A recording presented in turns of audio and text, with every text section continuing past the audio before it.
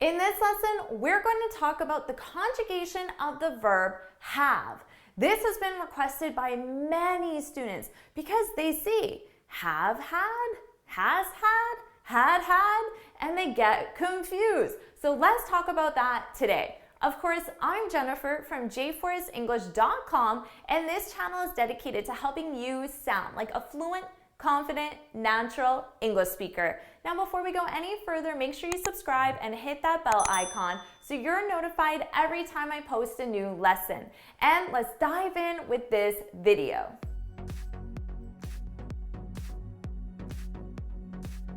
Let's talk about the conjugation of the verb have. I want to start right from the beginning so it's very clear. Now, our infinitive form of the verb is to have. Of course, we can use the infinitive in certain sentence structures. For example, I'd like to have more time. So here is the infinitive being used. Now, we can also use the base verb. The base verb is have. So we simply drop the to from the infinitive to get our base verb. We can also use the base verb in certain sentence structures. For example, I'll have time tomorrow. Here we're using it in the future simple. We need will and a base verb. Our base verb is have. I'll have time tomorrow. Now here's where things get tricky. In the present simple form of the verb, we have two options. We have and has. Your choice depends on the subject. We use have for the subjects I, you, we, and they. For example, they have 2 kids. Now, we use has in the present simple for the subjects he, she, and it are third person singular. For example, she has 2 kids. The past form of the verb is had. This is for all subjects. For example, she had a muffin for breakfast.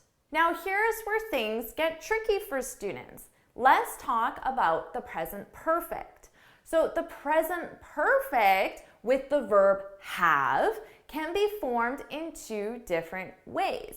It can be formed as has had or have had. Now, had is the same for all subjects. It doesn't change.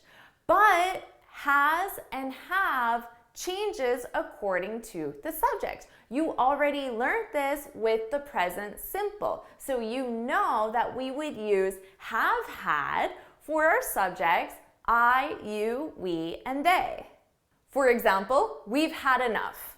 And we use has had for subjects he, she, it, the third person singular. For example, she's had enough.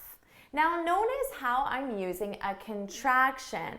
I've, you've, we've, they've, she's, he's, it's. Native English speakers always use contractions with the present perfect, so I encourage you to get comfortable with that. So just remember, your choice between have had and has had depends on the subject, and we use has had for third person singular, he, she, it, and we use have had for all other subjects, I, you, we, and they. And now we come to had had. This sounds really bizarre, right? But it's grammatically correct because this is the past perfect form of the verb. Now, had is used for all subjects, so it doesn't change. We use had for I, you, he, she, it, we, and they. So this one is easy to remember. You just have to remember that had is the past perfect, and have had and has had is the present perfect. That's the thing that you need to remember. Now, native English speakers also use contractions with had. So you're not going to hear a native speaker say had very often. You'll hear the contraction, and the contraction is very subtle. It's a very soft sound. I'd had, you'd had, he'd had, she'd had, it had, we'd had, they'd had. So it's a very soft d sound added to the subject. For example, he'd had a busy week. He'd had a busy week. So notice it sounds very similar to he had a busy week, which is just the past simple form of the verb. So let's listen to those two sentences again. He had a busy week. He'd had a busy week. I'd say even a native speaker would have a hard time hearing that difference. It's the sentence structure and the rest of the sentence that will let you know if it's a simple past or the past perfect. So you have to pay attention to context as well. So this is a lesson that you're going to have to review a few times to get comfortable with it, and I definitely recommend that you just take some notes so you remember that difference.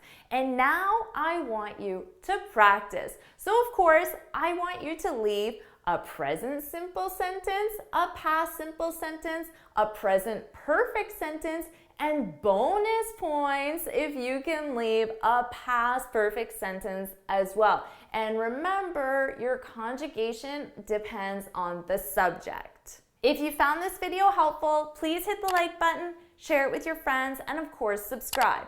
Now, before you go, make sure you head on over to my website, j4isenglish.com, and download your free speaking guide.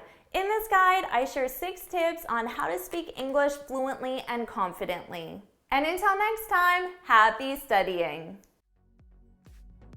Wow, this was a big lesson. We talked about a lot. You're definitely going to have to watch this a few times and make sure you do the practice, because it's from you writing out the sentences and seeing the subject-verb agreement that you're going to get really comfortable. So take the time to write the sentences in the comments, and I'll see you in my next video. Bye.